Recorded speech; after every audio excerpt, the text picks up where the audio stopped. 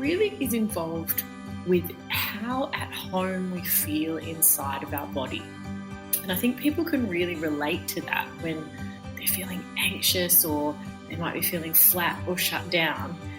Their home, like the actual body is a home, it doesn't necessarily feel like a comfortable place to be. Hello, I'm Dr Jodi Richardson, and you're listening to Well, Hello Anxiety, a podcast where we end the struggle with anxiety and build our toolkit of practical skills to thrive. Hello everyone, welcome back to another episode. Thank you so much for joining us. Today I have the pleasure of having a conversation with the wonderful Jessica Maguire.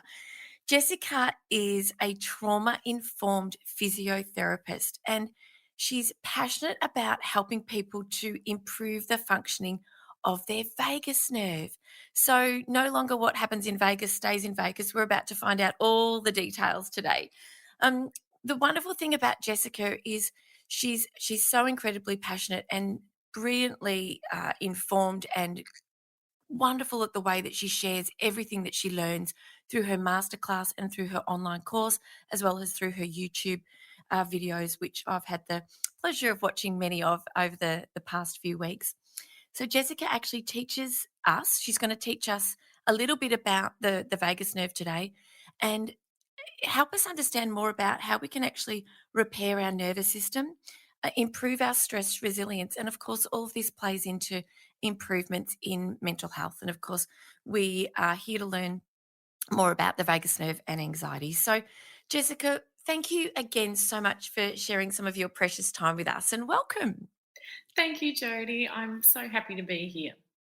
Oh gosh, let's dive in. Can you tell us about the vagus nerve, please? Can you tell us what it is and where it originates and travels through the body? Sure. So the vagus nerve is the 10th cranial nerve, um, which runs through our body. So it starts out at the brainstem, which if you ran your hand down the back of your head, you'd feel a little bit of a bony ridge. And if you went in from there, it starts out in the brainstem and it travels down the body on both sides. And it has fibers that go into the lungs and the heart. And then it has fibers that go under the diaphragm where there's lots of innervation to our gut. And then we also have a branch that goes from the heart up to the face. So we actually do wear our emotions on our face because of the way that it innervates the facial, it connects to other cranial nerves that innervate how we express our emotions on our face, how we listen, and also the tone of our voice. So it's involved a lot with, we could say, how we relate to other people. And our nervous systems are very much influenced by other people around us. But we can also see, particularly from the connection between the brain and the heart, that it's involved with the regulation of our physiology. So your listeners might be familiar with when you first get a fright or you come onto, say, a scene when you're driving and you need to slam your brakes on. You might first of all go and then feel this surge of energy around the heart, which is part of the vagus nerve called what we call the vagal brake, releasing off the heart, and also a surge of adrenaline. But we see that it's really involved with how we cope with stresses, but also how long it takes us to recover afterwards. So there's a physiological component around stress, but it also is involved with regulating our organs because of its, changes that it makes to our systems when we are stressed, like releasing off the heart. And it really is involved with how at home we feel inside of our body. And I think people can really relate to that when they're feeling anxious or they might be feeling flat or shut down. Their home, like the actual body is a home, it doesn't necessarily feel like a comfortable place to be. And so a big part of the vagus nerve's role when we come into the state where we feel calm and centered is we come home to ourselves and the present moment. And that helps our physical health improve, our emotional health, connect better with other people, we do our best work. So it really is it gives an understanding of how the body and the brain and all the systems are interconnected rather than these separate parts of how we maybe used to look at ourselves. Yes, I think for a long time, the brain and the body were really discussed in separate ways, and the interaction and the influence of one on the other in a bi-directional way was just not understood. And so, how is our understanding of the vagus nerve developing, and why is it that in 2022 we are not wholly and solely aware as a general population of our vagus nerve, the amazing role that it plays. And of course, we'll get to the ways that we can improve vagal tone and learn more about that vagal break. How is it that we don't know? Is this reasonably new science? Well, it's interesting because the work of Dr. Stephen Porges, who came up with polyvagal theory, which he's done the most amazing work, but he started out with this in the 1970s.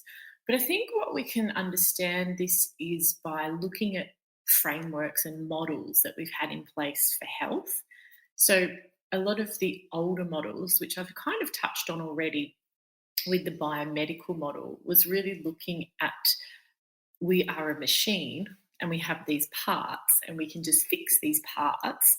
You know, we can cut out something, we can repair a bone, we can make certain things work. And, I worked as a physiotherapist for 13 years with people who came in, and some of them you could use manual therapy techniques, make them better. They'd be off on their merry way. But for a certain group or a certain population, that wouldn't improve their symptoms. And for me, I just couldn't sit with the fact that a person wasn't getting better in response to the modalities that I was using, and that then I didn't want to give a message to that patient of, well, there's something wrong with you. If you're not getting better, well, that's on you. So for me to understand what that was led to a lot of this study. And what it's showing is that we have these changes with things like pain, things like after chronic and traumatic stress, where the nervous system becomes sensitized. And this it's not a simple explanation, but if we just say for pain, for instance, we know with persistent pain that goes on months after, say, an injury takes place and that someone's not getting better, that there are changes that we see in the brain, there are changes that we see in the way someone processes that. And all of that experience of pain is influenced by biological factors, yes, but also psychological factors. So maybe we might have those thoughts like, my dad had a sore back, so that's what's going to happen to me. Or it could be the stress around financially, what that means. And then there's also social factors that affect that experience of pain, which is looking at what state our relationships are in or what that means, how we belong in the community, if there's a pandemic going on. So what we might have just thought as a simple thing like pain is linear to an injury, we're seeing that's not the case, which makes it so complex that pain is not a construct of just the body part that's been injured. It's all those factors coming into play.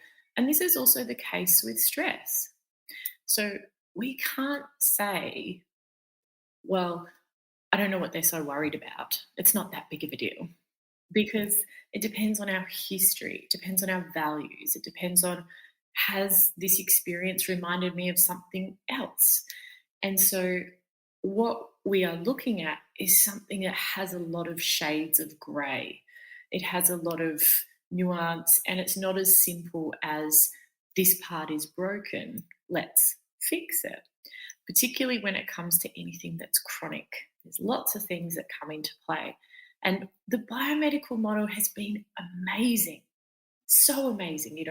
Antibiotics, we can have surgeries that fix things. But what we know with chronic conditions where they don't improve is that model doesn't work. So we can't hunt around for a part to fix with someone who might have chronic gut issues. They can do certain things to help, but we need to look at the biopsychosocial factors that I mentioned before and look at a person as a whole. Yes, you have just touched on something that we've been dealing with here in our own family with our daughter. She has we have some answers, so the biomedical model has given us some answers, but the road has been long in terms of her gut health. Mm. And what we have found and what I noticed was that she was missing a lot of school because she was feeling so unwell for a Mhm. long time. But I was observing that, so from a biological point of view, we were having tests, gastroscope, the biopsy with the gastroscope, the MRI for the headaches, the transabdominal ultrasound for the gut, for the abdominal pain. So we were going down that pathway. And so from a biological perspective, yes, we were addressing the issue and trying to get answers. But from a psychological perspective, I was able to observe that that was going downhill for her because she was not connecting and doing the things that she normally does that really give her a rich life, her singing, her basketball, seeing her friends, being at school. And from a social perspective, I started to see changes as well in terms of the reaching out of friends after school when they'd finished their school day. And so from that holistic perspective, I was able to, and once we knew that there was nothing really sinister, we still hadn't got to the bottom of it, but we had to work really hard and really stay very strong with the view that you have to get back to school because we're going to sort this biological problem out, but the psychological and the social challenges could exist way beyond, the time when the gut actually heals and repairs, and that has bigger implications for life as a whole. So it's so interesting that you've touched on that. That's been our experience, and I was able to sort of see it for what it was once I could have got out of the trenches. Mm. Um, so when it comes to stress and anxiety, which can be chronic for people, could you share with us, please? I've heard you, because I've watched so many of your amazing videos. I've heard you speak about how stress isn't always bad. I think Mm. that's really important. Perhaps we could start there. What's the difference between sort of how does stress differ from anxiety? I think that would be a really beautiful differentiation to make as well. And then maybe we could talk a bit more about the vagus nerve and anxiety. So Sure. that's three questions in one. That's Let's all start right. with I think I've why got is that. why is why is stress not all bad, not all the time? When we look at what happens with stress, and people can probably feel this in their own physical sense, is we first of all get this mobilizing energy come into our system. So, as I said, there's the release of the vagal brake. So, just to give people a little bit of an understanding with the vagal brake, if you imagine that you're riding a bicycle downhill and you would be going quite fast, so you'd keep a little bit of the brake engaged just with your fingers at the handlebars there, and you'd keep it in check, let's say, with how fast you went. Well, the vagus nerve is doing that for us all the time. So it has an effect of dampening down our physiology, where it goes from the brain to the heart, or the sinoatrial node of the heart, which is like our pacemaker. And this, from an evolutionary point of view, helped humans move from being more in fight or flight or freeze into being able to work collaboratively together to cooperate, and that's the people who thrived. So it makes sense how it came in. But when I want to say I want to we're having this podcast interview and I'm so passionate about it and I love it, that my vagal brake will relax just a little bit, and that will let that mobilizing energy in. So, when we feel passionate, when we feel like we're working towards a goal, we want to make something happen, or it could be the state of play, where I feel that mobilizing energy, but I still feel safe, or I still feel comfortable. Well, if we were to face a challenge that required a bit more of a push, let's say I needed to deal with something, make a difficult phone call, um, I could let off a little bit more of that brake, and that mobilizing energy would come in, and that would help me to perhaps overcome what my fear would be about around doing making that phone call. And then after the phone call was off, the vagal brake would re-engage. So I return back to this baseline. And what that means is that stress is really only our mind body system mobilizing energy to help us cope or face or demands or meet challenges. And that's a good thing. It's part of life. So to allow that process where we can let the energy into our system and re-engage our vagal brake, we call that allostasis, when we come up and back down. And that's with a lot of systems in our body where we move away from the set baseline and then we come back again. And there's no harm if we do that. It actually makes us better at coping with stresses in the future. And that we would call as being stress resilient, which is what we want. And that's more important to be than stress reduction. So when people say reduce stress, is that really possible? I mean, there's so much outside of our control. If in COVID times when people said, "Oh, just reduce stress," it's like, yeah, well, that's not so helpful. I can't do anything about that. So I think that's where we want to look at becoming better at, in the heat of the moment, having the skills to coax our nervous system back towards regulation. And that means being able to re engage the vagal brake again.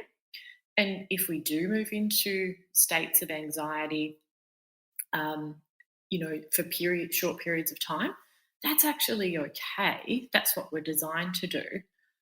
But what can happen, which segues into the other part of your question, is we can have through experiences in life, such as chronic repeated stress, where we don't come back to the baseline, like we spoke about, the vagal brake can stay off. So that means that I would start to go downhill a little bit faster and faster on the bicycle because the brake's not engaged. And then when I face a challenge or meet a demand, the brake comes off completely. And that's when I have this really strong mobilizing energy.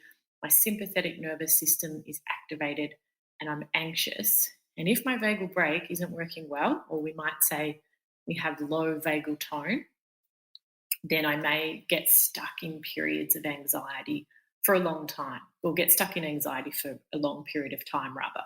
And that's where we see it can, obviously, we don't feel at home inside our body, but that's where we find that it has an effect on our whole mind body system, our relationships.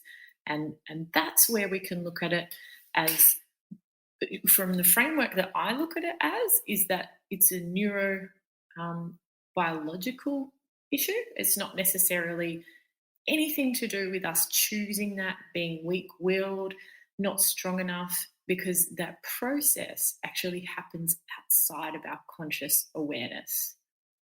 So I hope that answers that for you. Yes. Oh, you did so well. Thank you. Thank you.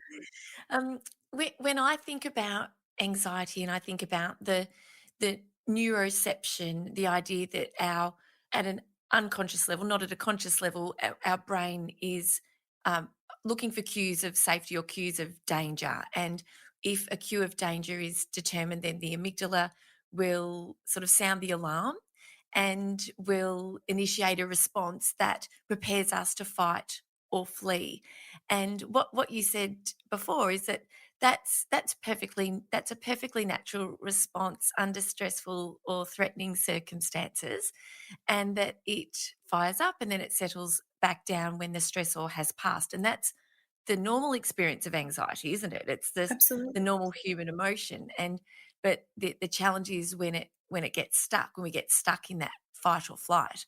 What I'd love you to talk about is if you could share how the vagus nerve, when we're under these we're experiencing chronic anxiety, so there's a threat detected and the system stays on. Mhm.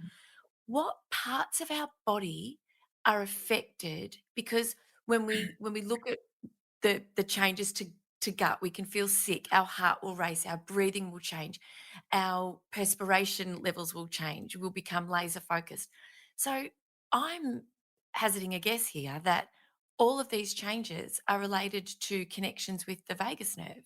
Am I Yes, right in yes, saying? absolutely. So that detection, so if we go back to neuroception, which is that process of detecting if things are safe, dangerous, or life threatening, and it's happening in centers that we're not conscious of, we have that information that informs neuroception coming from our interoceptive system. So that's interoception is our eighth sense. That's how we feel in our body, and it's the vagus nerve plays such a key role in interoception.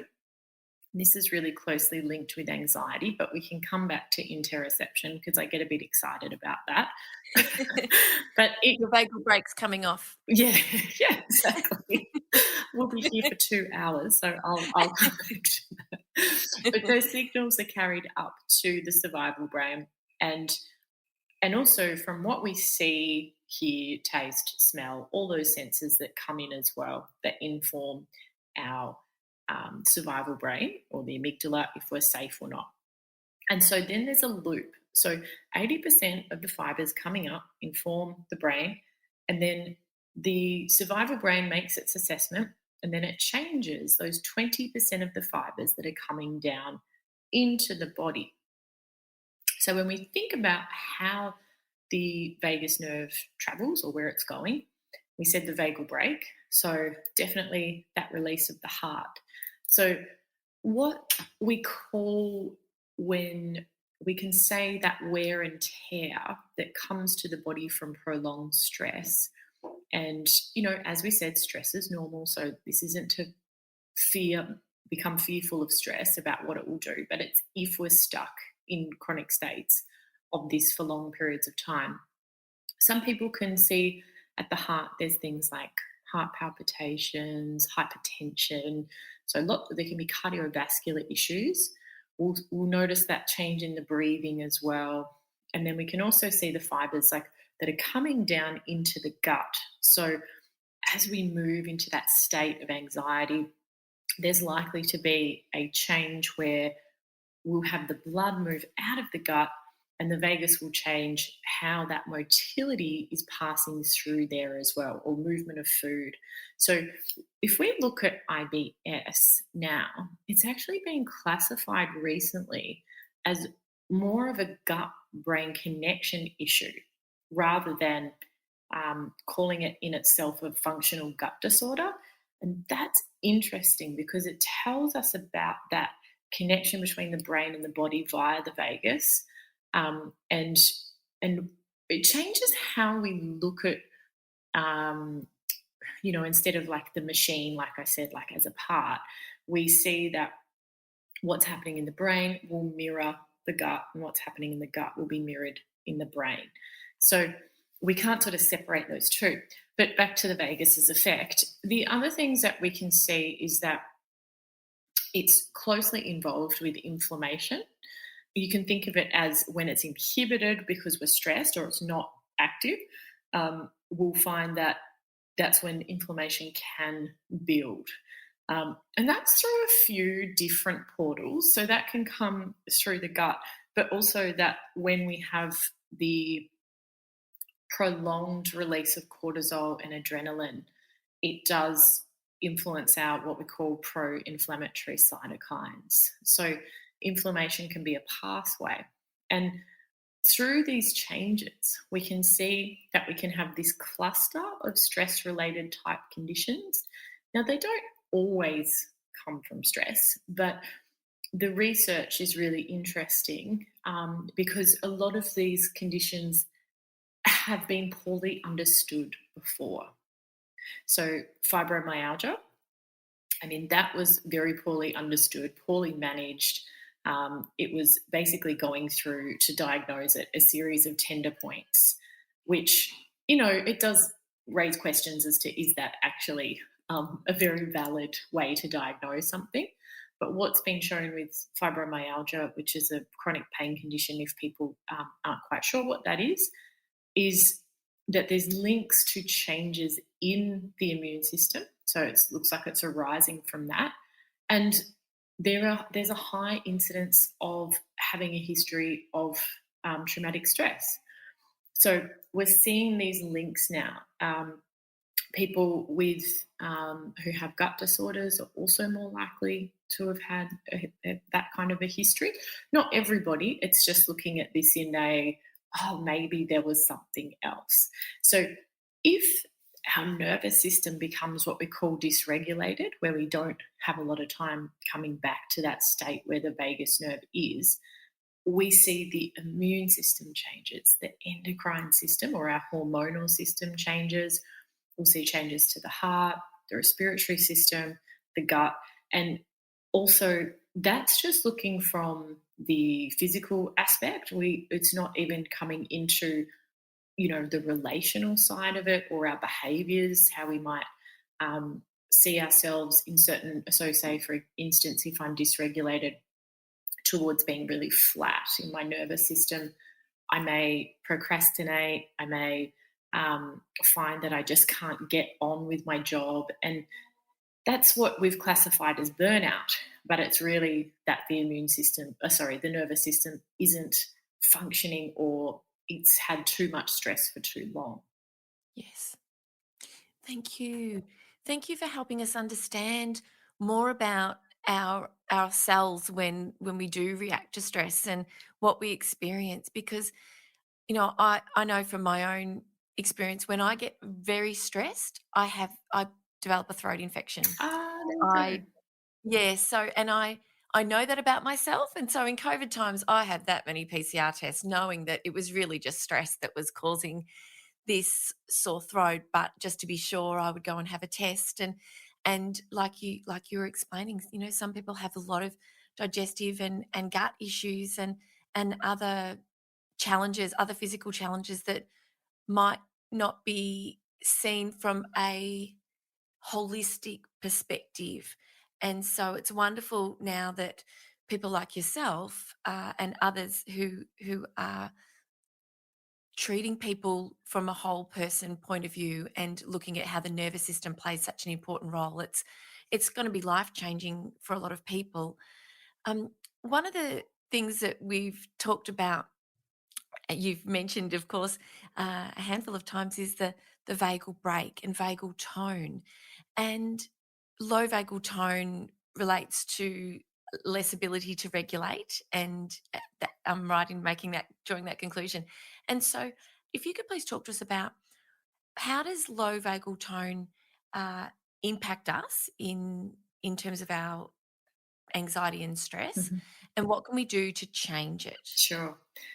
I love the term vagal tone because it links to a little bit like, if we say a muscle is working well, it has good tone. So we can say if our vagus nerve is working well, we can say it has good tone. Um, and that's often assessed by looking at the variations in our heartbeat. So the heart doesn't beat like a metronome, it has changes. So it will beat faster and it will beat slower. And so we can look at that when we breathe in, there's a little bit of a relaxation in the vagal brake. So our heart speeds up. And when we breathe out, the vagal brake re-engages. And so we can see that our physiology or our heart rate will slow down a little bit. So there's a lot of science coming out around breath work and how we can use the breath to help, which is great. We just probably I find that it's useful to understand that there's not one practice that we can use for this. So people say, what's the best thing I can do to improve it? The process that really leads to the best result is what we call attunement.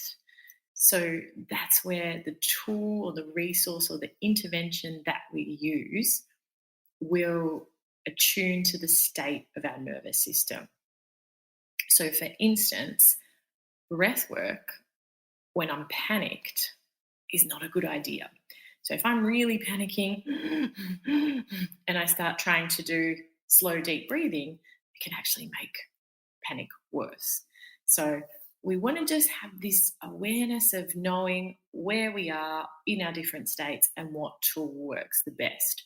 But we can certainly see that over time, using breathing techniques can help improve that heart rate variability. But I say that again with a grain of salt, it depends. And then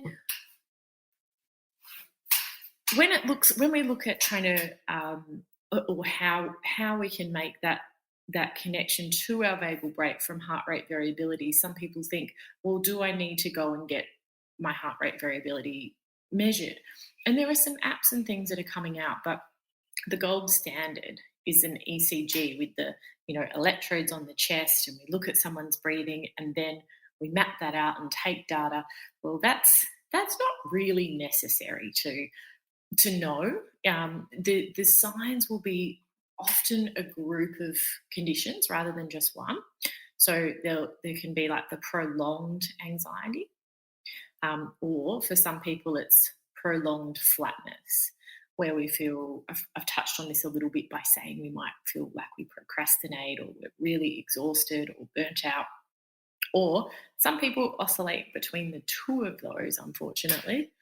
It can be things like having insomnia. So the nervous system won't let us go into that sleep or wind down the sympathetic activity to get to sleep, or we wake up. We can have chronic constipation from the gut motility slowing down. And often a lot of tension in the body. So it might be the shoulders, the neck, the jaw. And then our gut can also swing the other way. So we know for people who tend to be really flat and go to almost a shutdown, they can have loose bowels. And then in that case, we would see things like burnout. And again, it would also change our, let's say, our motivation, or our, we can become quite cynical or feel that it's just helpless and our situation's hopeless. But I think clues we can look at as well, and this is why I think this is useful, is sometimes the behaviours that people have who are dysregulated is a result because of that state of their nervous system. So in the sympathetic state where I might be wound up or anxious, potentially I may find that I just can't sit still and switch off. So I'm rushing around, feeling this constant urge of, I've got to do this, I've got to put more on my to-do list, becoming perfectionistic around things, like ruminating about the little details just in case something goes wrong. We can see with our relationships, we might be more critical, we might start arguments. And on the flip side of that, if we were to be withdrawn and shut down, we would likely isolate ourselves and not want to be around people. So it's helpful to look at physical symptoms and what we notice in ourselves with our behaviours, and also within our relationships, because the people around us are good mirrors of reflecting back how we are, and that can tell us, okay, maybe my nervous system needs some support.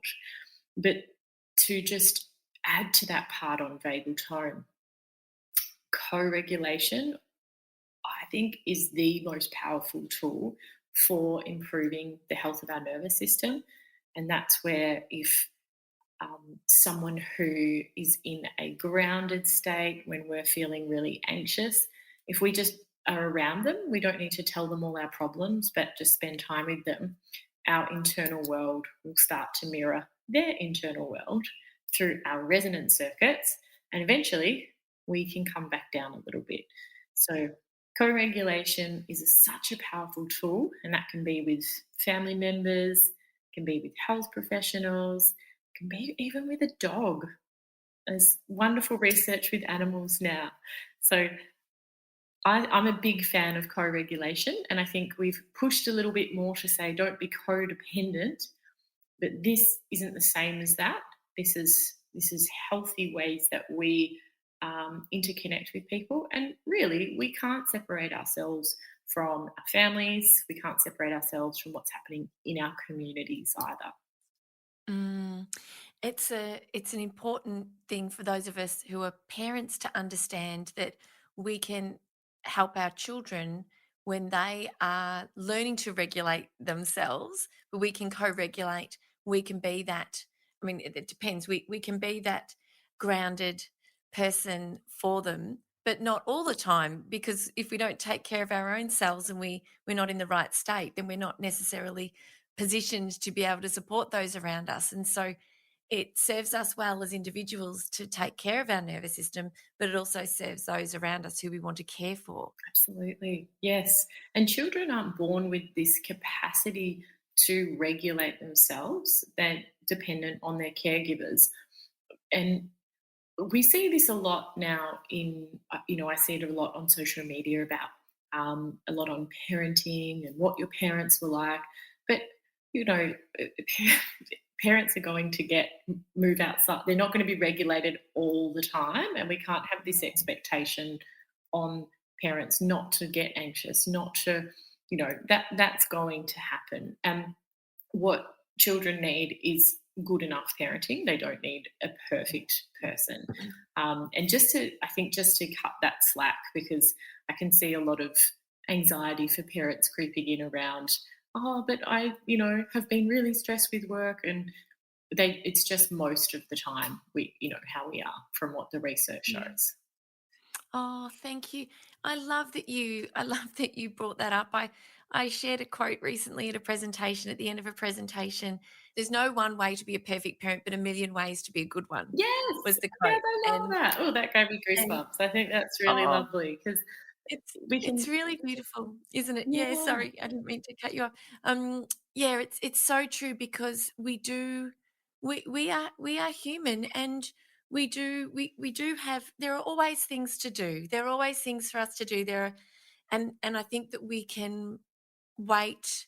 We can often think, "Oh, I'll be okay when. I'll be okay when I get all those things done, when I clean that up, when I take care of that, when I get that repaired, when I return that to the shops, when I. Mm, And I think that if we can have an understanding that as adults, there's always going to be things to do, but in the midst of that, we can learn to take good care of ourselves so that can we don't have to wait until external factors are in alignment, because like you say, there's so much out of our control, but we can in the midst of all that, we can start to tune in to where we're at and what we need, and give ourselves what we need, and then everything that's external to us becomes easier to cope with, doesn't it? We're less critical. We don't notice as much of the mess and the flaws and the other challenges in our lives. So it's counterintuitive, isn't it? That we don't need to wait till all that's sorted to look after ourselves. When we look after ourselves, that doesn't bother us as much. absolutely, absolutely. And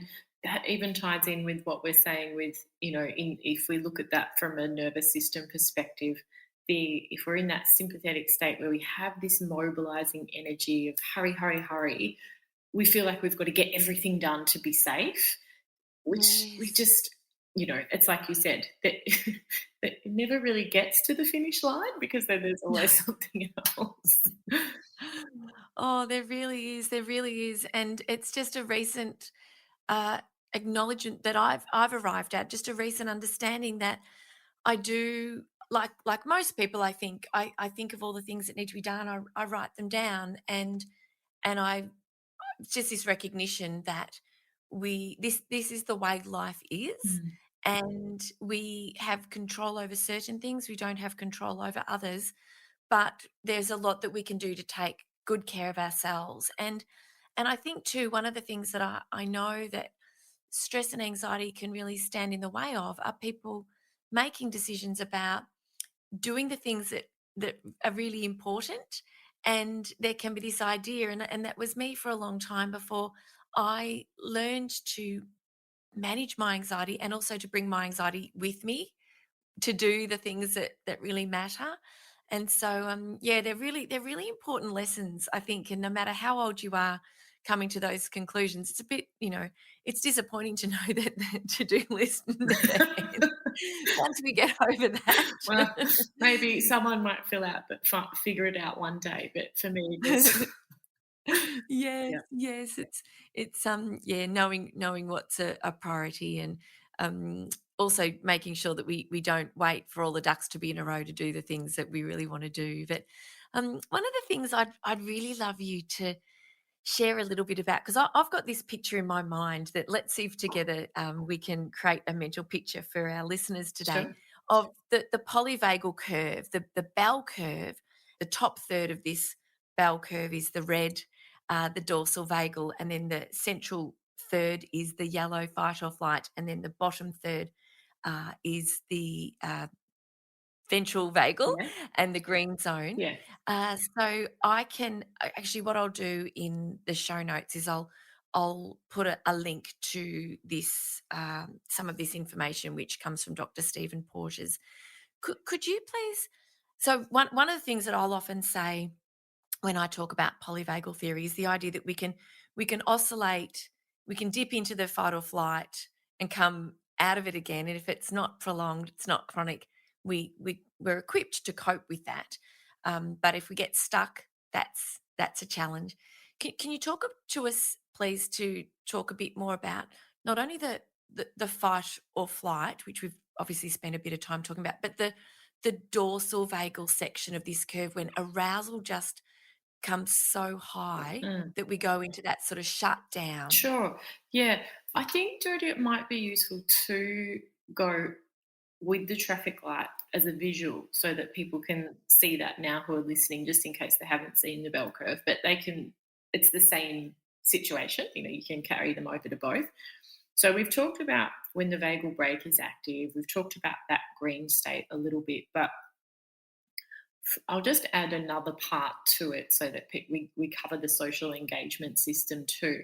But when I'm in that, say, green state, I will feel what we've said, like comfortable in our body, we'll feel at home, but we're really primed for connection with other people.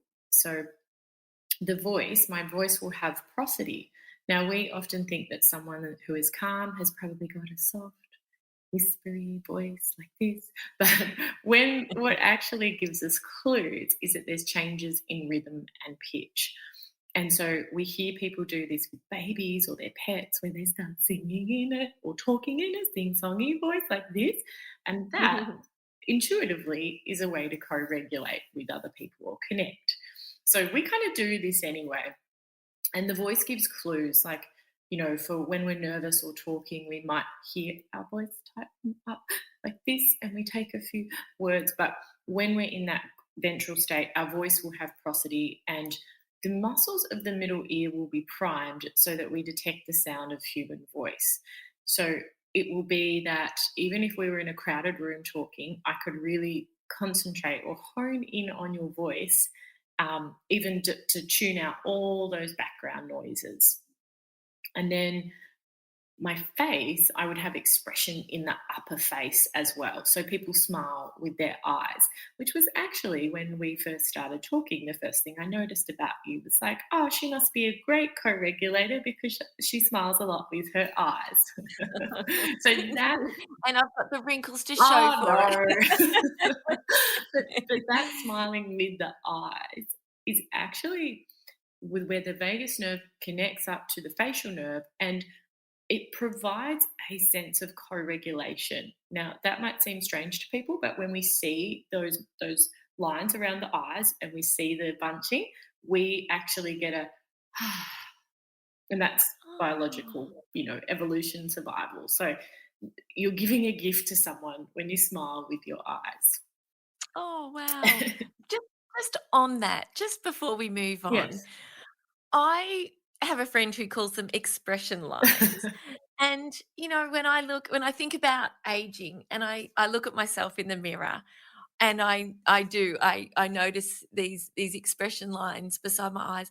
I look at them from the point of view that they are there because of how often I smile, and I think I'd rather have the lines and feel like smiling as often as I do than not smile and have a face that was expression line free. Yes. So, yeah, so it's so interesting that you say that. So, anyway, I just wanted to No, add that in. Go on. I'm so glad that you did.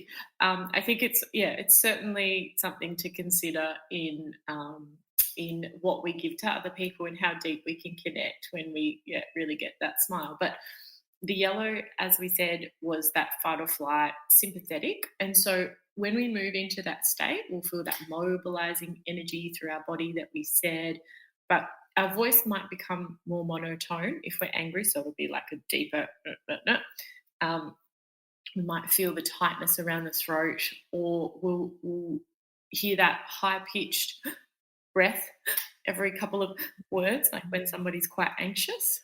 And our muscles of the middle ear will change, so it will be difficult to hear the sound of the human voice. We'll hear more low frequency sounds.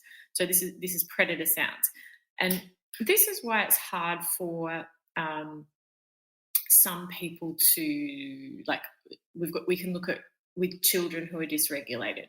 How easy is it for them to actually learn if they can't even take in the sound of the human voice? Or if we're having conflict, and we're really wound up, are we actually going to be able to negotiate if we can't even hear the sound of the human voice? So it's best for us to take a break and then come back when we're calmer. And the face will probably look a bit more deadpan. They will lose that expression of the upper face. Now, if we can't move away from that threat, then we fall back onto our third line of defense, which is like the red. The traffic light has turned red, and we go into immobilization rather than mobilization. So, some people call this the freeze state, the state of shutdown, or the dorsal vagal state.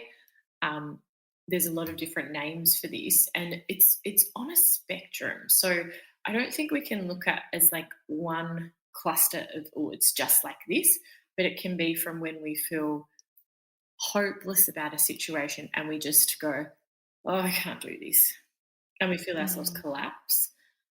We might just need to go lay down on the couch for a bit, or we can feel ourselves like the environment that we're in, it's going a little bit fuzzy, so we feel disconnected from the present in our environment. So some people explain it as they when they come out of this state, it's like they're clearer, they can see things better. But it can go right down to some people faint in this stage, and a shutting down process where we leave the present moment to protect ourselves. So it would be in the extremes of danger that we'd move into this state. So for some people, that can, if depending on their history and what they've been through, they may go into that state when they're facing challenges, unfortunately, and that makes it really hard to think clearly, to communicate, to make choices. And so when people say, oh, that person was experiencing that traumatic event, why didn't they just leave, or why didn't they just say something? We can say, well, physiologically, they might not have been able to. I'm not sure if I've mentioned this on my podcast, but I've wrote about it in Anxious Mums, and I've shared it on other podcasts, one or two in the past. And I'm comfortable talking about it because I've healed from the trauma that I experienced. But I visited a myotherapist upon recommendation who had a home-based clinic, and I was having my glutes and my hamstrings worked on. And in a nutshell, I was positioned and exposed without proper draping because he had removed my underwear in a way that exposed me in the most traumatic of ways, and I was put in a very vulnerable position.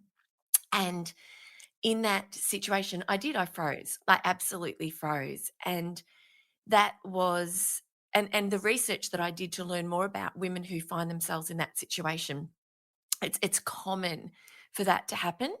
And in the weeks and months, in fact, in the day and weeks and months following that experience, I had overwhelming numbness and tingling in my arms and legs. And eventually, and so I sought help with other professionals to sort of treat these problems with my limbs. I had nerve conduction testing. We checked my desk. Was I impinging or pressing on nerves the way I was operating in my workspace? Lots and lots of tests, no answers. And as I slumped into a depression over many months, because of obviously the experience that I'd had that I'd pretty much kind of forgotten about, my beautiful psychologist said, "When did all this start?" And to to to sort of go through therapy with him to revisit what had happened and to work through and talk through it, and he helped me to understand that my body was keeping the score. You know, the old the body can hold on to that trauma. And he said, you had an your fight or flight response wasn't seen through to completion, and because of that, you've been experiencing these feelings in your limbs. And once I went through therapy with him to talk it through and to revisit, understand it, and report the person who was responsible for what happened, I healed from that. All the body systems settled, and I overcame I guess overcame is probably not the best way, but I can speak comfortably and calmly about it. It's no longer triggering for me because I feel as though I've kind of seen that whole experience through from start to finish with the right professional help. But it was the most extraordinary experience of what I understand to be called psychosomatic symptoms. And like you say, that idea of going into freeze and just not telling the person where to go and getting up and walking out and defending yourself. It's just something that I can say I've experienced. I'm glad that's in the past and I can speak about it like this now. But it was a really, really difficult time, and I'm not the only one who's had those types of who has those kinds of stories to tell. Mm. Oh, I'm sorry that you had that experience, and I can hear that you have certainly worked through it, but it's just horrible that you had to have that experience at all.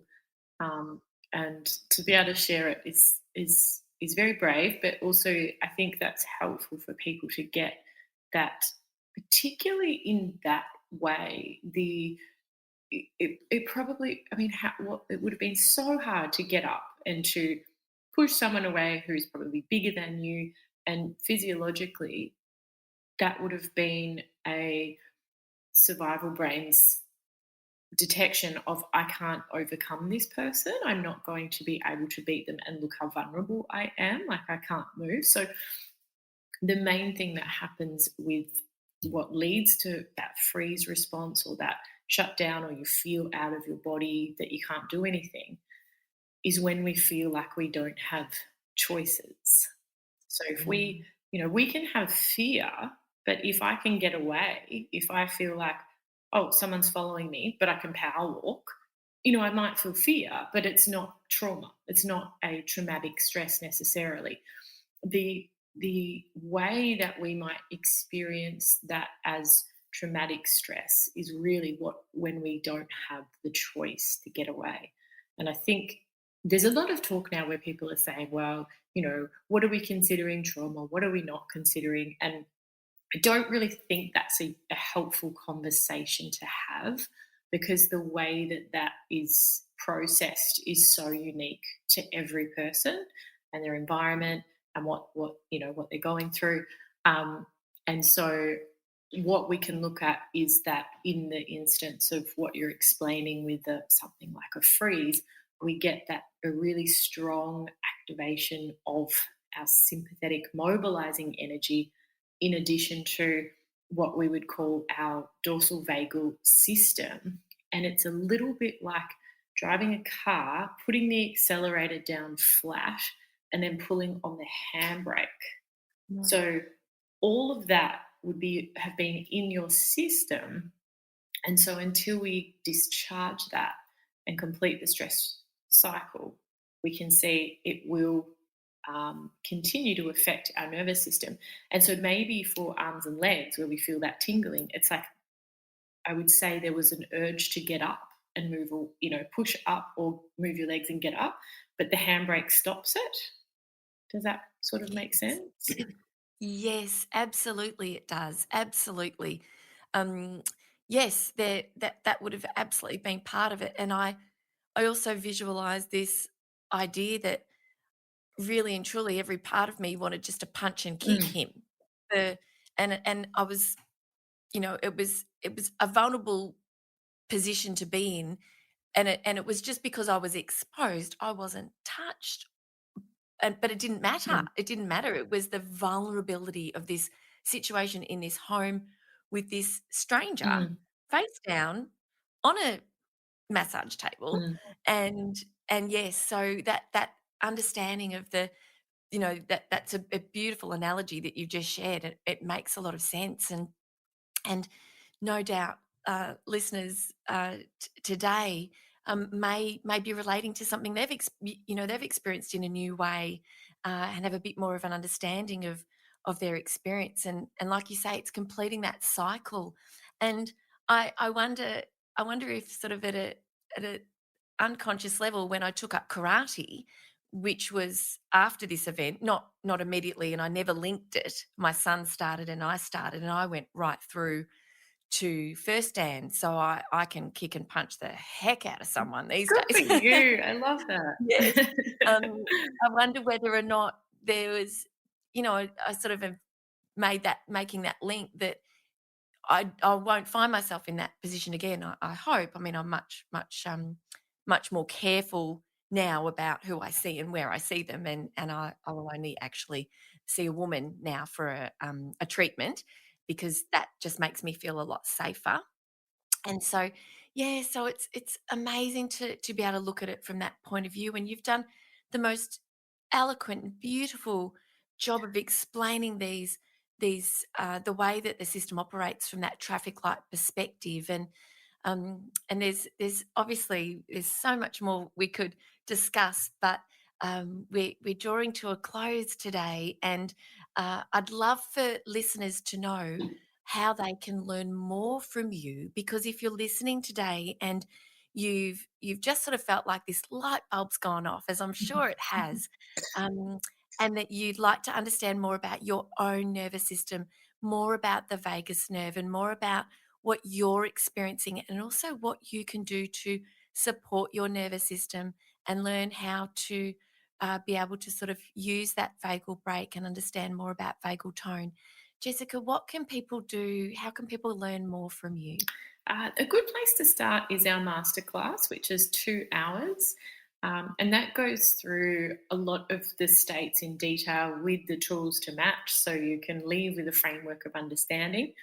For people who really want to dive in, we have also our 6-week program. So both of these are for personal use, but we also have people coming through as professionals if they want to also gain more skills to use with their clients, and from a trauma-informed perspective.